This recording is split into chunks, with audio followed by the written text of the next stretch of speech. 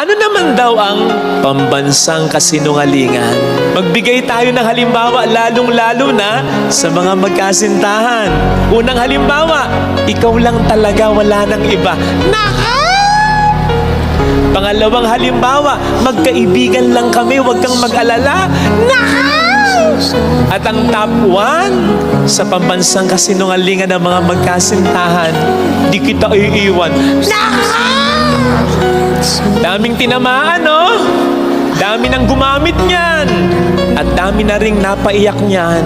Kaya naging pambansang kasinungalingan. Unfortunately, hindi lang mga magkasintahan ang involved dyan. Hindi lang mga mag-asawa. May mga magulang na irresponsableng iniiwan ng anak, pinababayaan. May mga anak na kinakalimutan, iniiwan ng magulang.